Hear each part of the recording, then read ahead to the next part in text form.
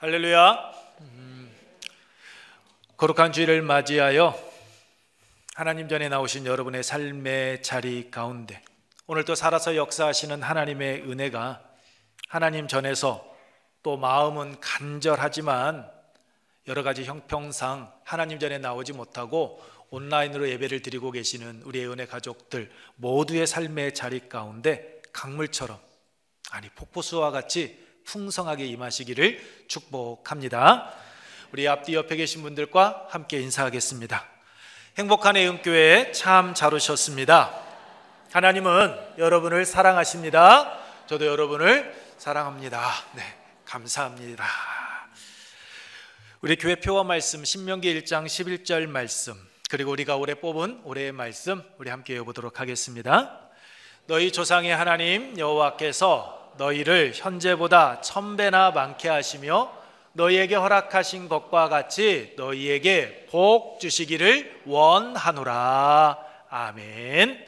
우리가 뽑은 말씀 함께 외웁니다.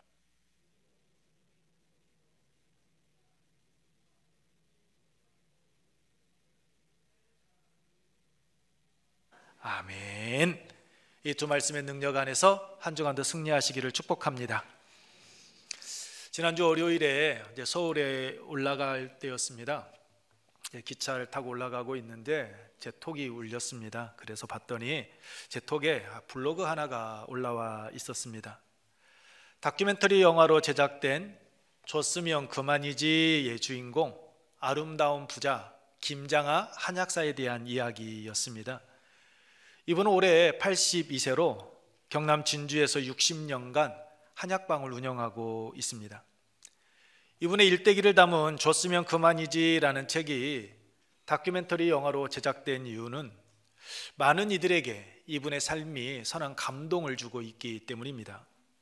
이분은 가정 형편이 어려워 고등학교에 진학을 하지 못했습니다.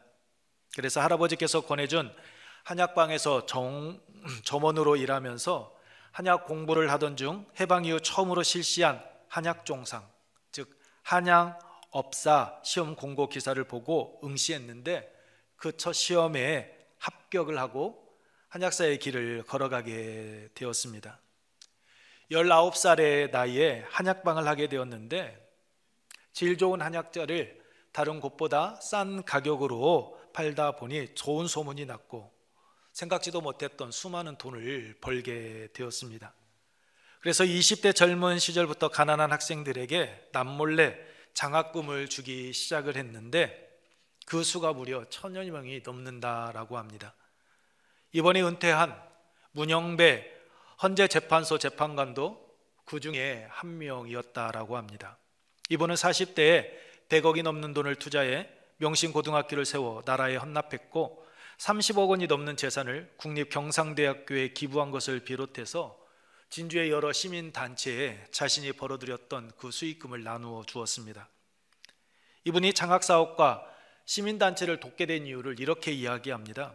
내가 배우지 못했던 원인은 오직 가난이었다면 그 억울함을 다른 나의 후배들이 가져서는 안 된다라고 생각한 것이고, 그리고 한약업에 종사하면서 내가 돈을 번다면 그것은 세상에 병든 이들, 곧 누구보다도 불행한 사람들에게서 거둔 이윤이었기에 나 자신을 위해 쓰여서는 안 된다고 생각했기 때문입니다.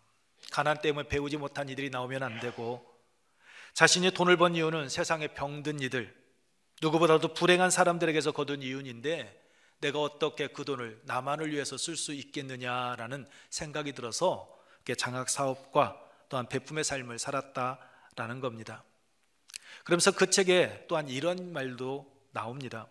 똥은 쌓아두면 구린내가 나지만 흩어버리면 거름이 되어 꽃도 피우고 열매도 맺습니다. 돈도 이와 같아서 주변에 나누어야 사회에 꽃이 핍니다. 내가 가진 돈이 내 돈이라는 생각보다 언젠가 사회로 다시 돌아갈 돈이고 잠시 내가 위탁 관리하고 있을 뿐이라고 생각했습니다. 어차피 사회로 돌아갈 돈이라면 보람 있게 돌려주자. 이 생각으로 지금까지 한평생을 살아오셨다라는 겁니다. 그래서 자신이 피땀 흘려서 벌었던 그 돈을 장학사업과 사회 이곳저곳에 아낌없이 기부한 것입니다. 블로그를 통해 짧지만 이분의 이야기를 읽으면서 참 멋진 삶 살아가고 있다, 아름다운 부자다라는 생각을 했습니다. 나도 내가 가진 것 이렇게 베품의 삶을 살아가야 하는데, 제 아내하고 함께 종종 베품의 삶을 살아가고는 있기는 하는데 참 이분에 비교해 보면 참 많이 부족하다라는 그 생각을 하게 되었습니다. 오늘 본문은 이 김장하 한약사와는 대조되는 그러한 삶을 살아가고 있는 재물이 많은 한 사람에 관한 말씀으로 우리가 살아가면서 무엇을 버리고 우리가 무엇을 붙들어야 하는지에 대해서 여러분 말씀을 하고 있습니다. 이 사람에 관한 말씀은 마태복음과 누가복음에도 나옵니다. 공관복음, 마태, 마가, 누가 이 세 복음서에 모두 나오게 되는데, 마태복음에서는 이 사람이 젊은 청년이다라고 이야기하고 있고, 누가복음에서는 이 사람의 사회적 신분인 관원이었다라고 이야기하고 있습니다. 이 공관복음서를 모두 통해서 알 수 있듯이 이 사람은 젊은 관원인 동시에 부자로서 사회에서 어느 정도 영향력을 끼치는 삶을 살아가고 있던 자였습니다. 젊은 나이에 사회적인 지위도 얻고 경제력을 가진 것을 통하여 알 수 있듯이 세상 기준으로 볼 때 이 사람은 성공한 삶을 살아가고 있었던 것입니다. 그것뿐만이 아닙니다. 19절로 20절 말씀을 통하여 알 수 있듯이 율법적으로도 흠이 없는 바른 삶을 살아갔던 이였습니다. 또한 17절에 꿇어 앉아 묻자오되라고 말씀하고 있듯이 겸손하기까지 한 자였습니다. 우리식으로 표현하면 능력이나 외모, 성격, 집안 등 거의 모든 부분에 있어서 완벽한 남자를 빗대어 이르는 엄친아가 바로 이 젊은 관원이었던 겁니다. 그런데 부족한 것 없을 것 같은 이 엄친아, 이 부자 관원의 마음이 늘 허전했습니다. 마음의 평안과 기쁨이 없었습니다. 그에게는 풀리지 않는 한 가지 질문이 있었기 때문입니다. 그것은 늙지 않는 불로초를 찾아 헤맸던 진시황과 같이 영생에 대한 그 갈급함이 그의 마음 가운데 있었던 것입니다. 그래서 평소에 예수님에 대한 소문을 듣고 있던 이 부자 관원은 예수님께서 길에 나서시자 기다렸다라는 듯이 예수님 앞에 나와 꿇어 엎드려 질문을 하였던 겁니다. 17절 하반절입니다. 선한 선생님이여, 내가 무엇을 하여야 영생을 얻으리까? 이 질문은 본인이 지금까지 품고 왔던 그 간절한 그 마음의 진실함이 담긴 질문이었지만 이 질문은 잘못된 것이었습니다. 왜냐하면 영생을 얻는 것에 대해서 그는 잘못 알고 있었기 때문입니다. 영생은 어떠한 일에 대한 대가로 주어지는 것이 아닙니다. 그런데 이는 17절에 얻으리라 라고 말씀하고 있는 것처럼 자신의 어떠한 행동을 통하여서 얻으려고 하였던 겁니다. 여러분, 얻으리라 라는 이 말씀은 헬라어로 클레로노메소라라는 단어를 쓰고 있습니다. 클레로노메소. 이 단어는 제비 뽑다라는 뜻을 가지고 있습니다. 이스라엘 백성들이 가나안 땅에 정착한 후 여호수아 13장 이하의 말씀과 같이 하나님께로부터 기업으로 받은 그 가나안 땅을 지파별로 나눌 때 사용하였던 방법, 즉 나누는 것, 제비뽑기로 받은 땅, 기업과 상속을 의미하는 것이 바로 본문에 나오는 얻으리까 클레로노메소라라는 단어입니다. 이는 이스라엘 백성들을 향한 하나님의 조건 없는 사랑을 의미하는 단어가 이 클레로노메소라라는 단어입니다. 왜 그렇습니까? 기업과 상속은 어떤 일에 대한 대가나 수고를 통해서 얻는 것이 아닌 제비뽑기와 같이 조건 없이 주어지는 것이기 때문입니다. 지난주 종교인 수련회 마지막 시간에 제비뽑기를 했습니다. 행운권 추첨을 하였는데 우리 아이들 또한 우리 성도들 굉장히 좋아했습니다. 왜요? 내가 땀 흘리지 아니하였는데, 내가 수고하지 아니하였는데 그 제비뽑기를 통하여서 남들이 받지 못한 것을 내가 받는다라는 그 생각이 드니까 그 제비뽑기를 할 때 모두가 즐겁고 행복해 했습니다. 내 수고가 없이 그냥 값 없이 받는 것이기 때문입니다. 그런데 이 부자 관원은 이 영생을 얻는 부분에 대해서 잘못 알고 있었던 겁니다. 마태복음 19장 16절에 내가 무슨 선한 일을 하여야 영생을 얻으리까 라고 구체적으로 말한 것처럼 영생을 얻기 위해서 본인이 어떠한 인간적인 행위를 행할 때만이 얻을 수 있는 것으로 그는 잘못 알고 있었습니다. 그래서 예수님 앞에 나와 무엇을 해야 내가 영생을 얻을 수 있습니까? 라고 질문을 하였던 겁니다. 하나님께서 아무런 조건 없이 주신 선물임에도 불구하고 이 관원은 자신의 그 행위를 통해서 얻을 것이라 라고 생각했던 겁니다. 영생은 어떤 행위를 통해서 얻는 것이 아닙니다. 성경은 우리에게 분명하게 말씀하고 있습니다. 요한복음 3장 16절 말씀입니다. 우리 함께 읽겠습니다. 하나님이 세상을 이처럼 사랑하사 독생자를 주셨으니 이는 그를 믿는 자마다 멸망하지 않고 영생을 얻게 하려 하심이라. 아멘. 그를 믿는 자마다 멸망하지 않고 영생을 얻게 하려 하심이다 라고 분명하게 말씀하고 있습니다. 요한복음 5장 24절은 말씀은 제가 읽어드리겠습니다. 내가 진실로 진실로 너희에게 이르노니 내 말을 듣고 또 나 보내신 이를 믿는 자는 영생을 얻었고 심판에 이르지 아니하나니 사망에서 생명으로 옮겼느니라. 성경은 우리에게 말씀합니다. 너희들의 인간적인 노력, 선행, 너희들이 율법을 철저하게 지킴을 통해서 너희가 영생을 얻게 될 것이다, 구원을 받게 될 것이다 라고 말씀하고 있지 않습니다. 에베소서 2장 8절로 9절에 너희는 그 은혜에 의하여 믿음으로 말미암아 구원을 받았으니 이것은 너희에게서 난 것이 아니요 하나님의 선물이라. 행위에서 난 것이 아니니 이는 누구든지 자랑하지 못하게 함이라 라고 말씀하고 있는 것처럼 하나님께서 예수 그리스도를 나의 구주로 믿고 고백하는 자에게 값없이 주신 것, 그것이 바로 영생입니다. 그러면 오늘 이 시간 예수 그리스도를 나의 구주로 믿고 고백하는 우리 애은의 가족들, 이 시간 하나님 앞에 나와 예배드리고 있는 우리 모두는 영생을 얻은 줄로 믿습니다. 여러분, 행위는 영생을 얻기 위한 조건이 아닙니다. 삶의 열매입니다. 그런데 이것을 몰랐던 부자 관원은 행위를 자신의 삶을 통하여서 얻는 것으로, 행위를 통하여 얻는 것으로 잘못 알고 그는 무엇을 할 때 내가 영생을 얻을 수 있습니까? 라고 질문을 하였던 겁니다. 그래서 19절에서 10계명 가운데 인간과 관련된 5계명에서 10계명을 예수님께서 말씀하시자 그는 주저하지 아니하고 자신감을 가지고 내가 어려서부터 다 지켰습니다 라고 이야기한 겁니다. 동일 본문인 마태복음 19장 20절 말씀을 보게 되면 그는 말합니다. 예수님, 내가 어려서부터 이 모든 것을 다 지켰는데 아직도 부족한 것이 있습니까? 나에게 부족한 것이 무엇입니까? 라고 묻습니다. 행위를 통해서 구원을, 영생을 얻을 수 있다라고 생각한 겁니다. 예수님께서 왜 율법을 말씀해 주셨는지 그 의도를 이 젊은 부자 관원은 깨닫지 못했던 겁니다. 여러분, 부자 관원이 율법을 지킬 때 어떤 자세로 지켰을까요?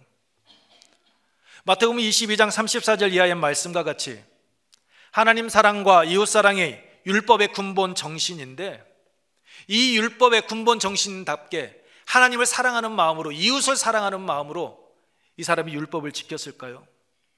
온 율법과 선지자의 강령인 줄 알고 이 사람이 율법을 지키고 나아갔을까요? 아마도 다른 유대인들과 같이 어려서부터 계속해서 율법을 교육받았기 때문에 아마 반드시 자신이 행해야 될 의무이고 자신에게 주어진 책임감이라는 걸 알고 그는 율법을 지켜왔을 겁니다. 바리새인들과 같이 외형적으로 그는 지켜왔을 것입니다. 그래서 예수님께서는 율법의 근본 정신, 참된 의미를 바르게 알지 못하고 그냥 형식적으로 율법을 지키고 있는 그의 행위를 지적하시면서 율법으로서는 너가 구원을 받을 수 없다라는 것을 깨닫도록 하기 위하여서 예수님은 5계명부터 10계명까지 말씀하신 겁니다. 그런데 이 관원은 이것을 깨닫지 못했습니다. 자신이 외형적으로 겉으로 드러나기에 남들보다 더 잘 지키고 있으니까 이만하면 되었다라고 그는 착각을 한 겁니다. 그래서 예수님께서 말씀하시자 예수님, 그 정도라면 문제 없습니다. 이건 내가 어려서부터 이미 다 지켜왔던 나의 삶이었습니다라고 이야기한 겁니다. 그가 이렇게 율법을 다 지켜 행한 이유가 무엇입니까? 그의 대답 가운데 내가 지켰나이다 라고 말한 것처럼 자기 자신을 위함이었습니다. 자기의 의를 드러내기 위해서 이 사람은 율법을 지켜 행했던 겁니다. 율법의 근본 정신, 그것은 망각한 채 자기의 의를 드러내기 위해서 율법을 지켰음에도 나는 어려서부터 다 지켰습니다 라고 이야기한 겁니다. 하나님께서 율법을 주신 이유가 무엇입니까? 하나님과 나와의 관계를 위하여서, 나와 이웃과의 관계를 위하여서 이타적인 삶을 살아가도록 하기 위하여 하나님은 율법을 주셨습니다. 하나님 사랑, 이웃 사랑이었습니다. 그런데 대부분의 유대인들이 자신의 의를 쌓아 영생을 얻기 위한 수단과 방법으로 율법을 생각하고 지켰던 것과 같이 이 젊은 부자 관원도 마찬가지였던 겁니다. 그래서 부자 관원은 예수님의 말씀을 듣자마자 주저하지 아니하고 자신 있게 내가 어려서부터 다 지켰습니다라고 대답한 겁니다. 더 나아가 자신이 영생을 얻을 수 있다라는 확신을 가지고 마태복음 19장 20절 말씀을 보게 되면 나에게 아직도 무엇이 부족합니까? 라고 그렇게 다시 물었던 겁니다. 사랑하는 성도 여러분, 이 젊은 부자 관원의 모습이 오늘 우리의 모습이 아니기를 바랍니다. 우리가 이 시간 하나님 앞에 나와 예배 드리고 있기에 우리가 구원받은 것입니까?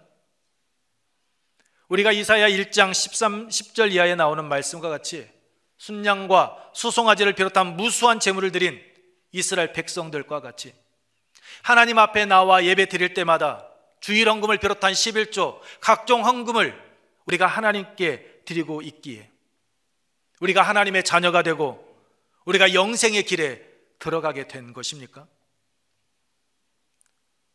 우리가 찬양대로, 우리가 교사로, 또한 이곳저곳에서 남들이 하지 않는 그 일하며 땀 흘리며 수고하고 있기에 하나님께서 우리의 그 모습을 보고 그래 너는 구원받을 만한 자야, 너의 모습을 보니까 너는 구원받기에 합당해, 그래서 하나님께서 우리를 구원해 주신 겁니까? 결코 그렇지 않습니다. 이 모든 것, 우리가 하나님 앞에 나와 예배를 드리고 우리가 하나님께 예물을 드리고 우리가 우리에게 주어진 삶의 자리에서 교회에서 봉사하며 섬기는 이유, 이 모든 것은 우리가 예수 그리스도를 통하여서 구원함을 받았고 영생을 얻었기에 우리를 죄 가운데 구원하여 주신 하나님의 은혜에 감사하여 행하는 일입니다. 그런데 종종 본문에 나오는 재물이 많은 부자 관원과 같이 의무감과 책임감으로 하는 이들이 있습니다. 주위 사람들 보란 듯이 나 목사이니까, 나 항존 직분자니까, 나 교회에서 재직이니까, 내가 이 교회에서 어려서부터 자라서 지금까지 신앙생활을 해왔기에 나 이렇게 하고 있어, 너 봐, 너 하지 않는 일 나 하고 있다니까, 이렇게 보란 듯이 자기의 의를 드러내기 위해서 하는 이들이 있습니다.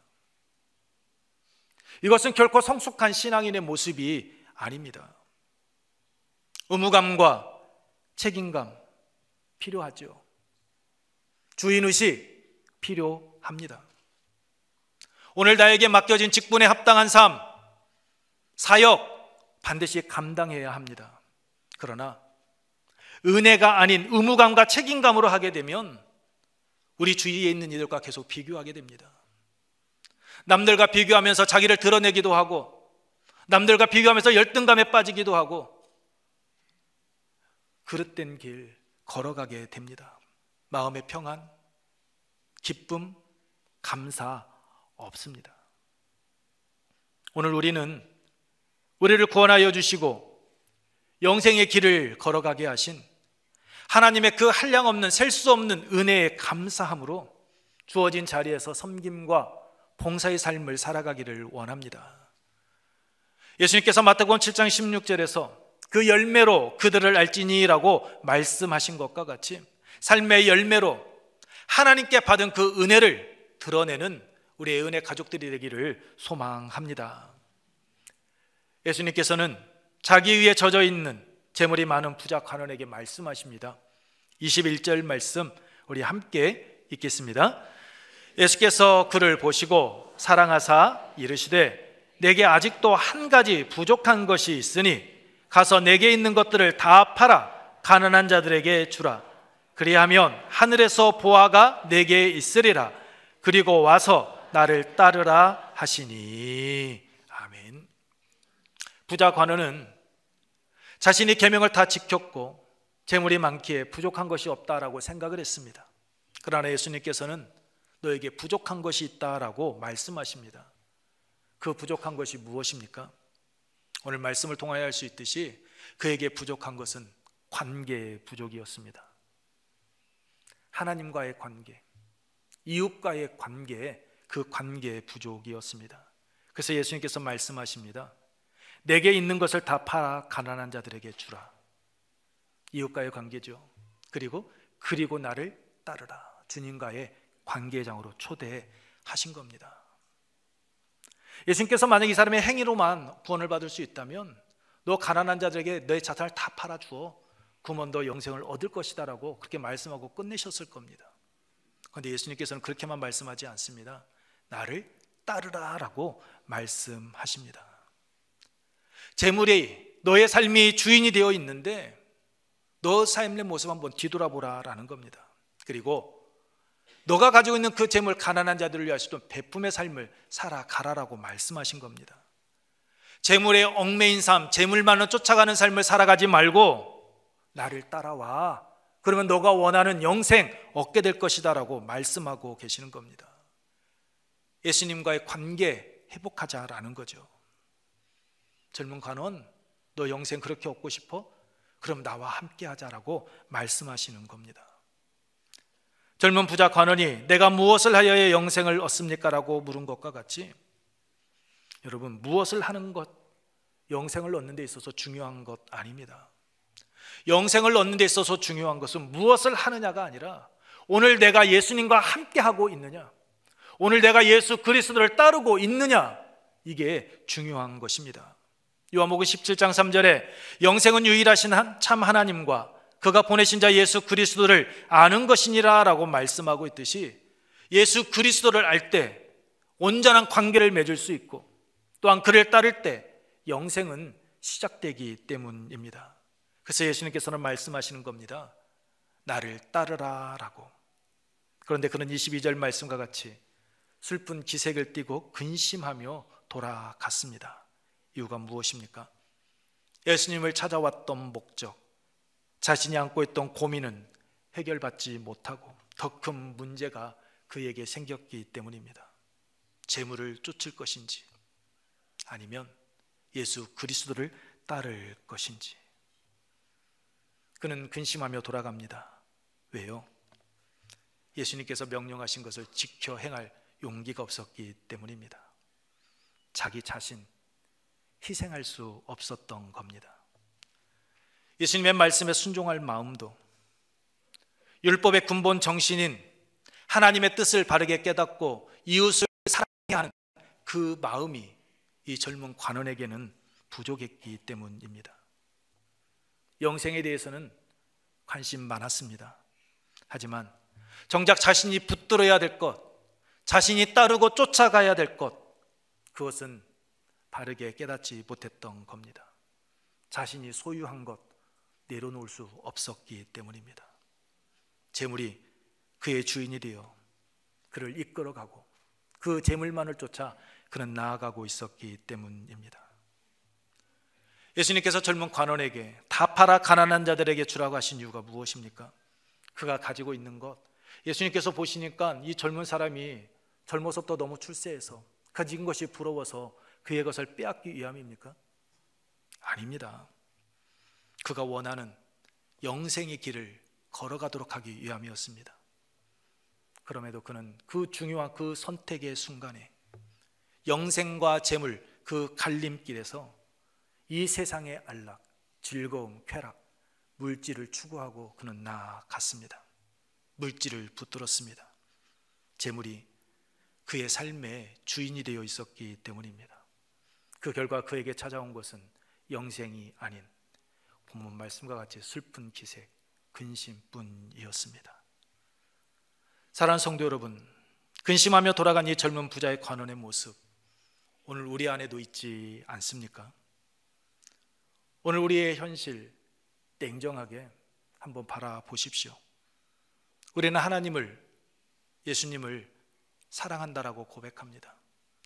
이 젊은 관원이 율법을 어려서부터 다 지켰다라고 자신 있게 고백하였던 것처럼 하나님 앞에 나와 예배도 드리고 절기 때마다 헌금도 하고 하나님께서 허락하신 삶의 자리에서 땀 흘리며 수고하여 얻었다라고 예물도 드리고 교회에서 이곳 저곳에서 봉사도 합니다. 그런데 우리에게 말씀하시는 그 하나님의 뜻보다는 세상의 물질, 명예, 자존심 이런 것들에 붙잡혀 하나님보다는, 이웃보다는 나 자신의 안위만을 위해서 살아갈 때가 있지 않습니까? 물질 만능주의 시대다라는 것에 우리가 젖어서 그 물질만을 붙잡고 그 물질로 인하여 근심, 걱정, 염려에 시달리는 삶, 우리 살아가고 있지 않습니까? 예수님은 그런 우리에게 말씀하십니다. 젊은 관원에게 다 팔아 라고 말씀하신 것과 같이 우리가 붙잡고 있는 것, 그것을 내려놓으라 라고 말씀하십니다. 예수님께서 젊은 관원에게 다 팔라라고 말씀하신 것과 같이 우리에게 내려놓으라고 말씀하실 때는 우리가 가진 것 빼앗기 위함이 아닙니다. 다 잃어버리도록 하기 위함이 아닙니다. 더 값진 것을 얻고 누리는 삶을 살아가도록 하기 위함인 줄 믿습니다. 우리가 주님 때문에 포기하고 우리가 주님 때문에 손해보고 우리가 주님 때문에 내려놓은 것, 하나님께서는 예수 그리스도 안에서 그보다 더 값진 것으로, 즉 생명과 기쁨과 평안으로 우리의 빈잔을 채워주실 줄로 믿습니다. 믿음의 조상 아브라함 보십시오. 창세기 12장 1절로 4절 말씀과 같이 아브라함은 하나님의 약속의 말씀만을 붙잡고 그의 고향과 친척과 아버지의 집을 떠났습니다. 자신이 지금까지 의지하고 붙들었던 그 모든 것 내려놓고 오직 말씀만을 붙잡고 나아갔습니다. 그때 하나님께서는 그에게 약속하셨던 것처럼 열국의 아비가 되게 해주셨습니다. 그의 이름을 위대하게 만들어 주셨습니다. 그를 지켜주셨습니다. 그 은혜를 하나님께서 오늘 우리에게도 더하여 주실 줄로 믿습니다. 우리의 삶 책임져 주실 것입니다. 그러므로 지금 우리가 붙들고 있는 것이 무엇인지 다시 한번 깊이 생각하시고 예수 그리스도를 붙들고 하나님의 말씀에 아멘으로 순종하며 하나님의 뜻을 따라 나아가시기 바랍니다. 그래서 우리의 삶을 어루만져 주시는 하나님의 은혜 안에서 참된 평안과 기쁨을 누리는 우리의 은혜 가족들, 여러분의 삶의 자리가 되기를 축복합니다. 이 시간 우리 함께 찬양하며 기도하도록 하겠습니다. 기도하실 때 생명이신 예수 그리스도를 붙들고 그분의 뜻을 따라 살아감으로 우리의 삶을 어루만져 주시는 하나님의 은혜 안에서 근심은 사라지고 참된 평안과 기쁨을 누리는 삶 살아가게 하옵소서라고 우리 함께 나 주님과도 나 무엇과도 주님을 찬양하며 기도하도록 하겠습니다.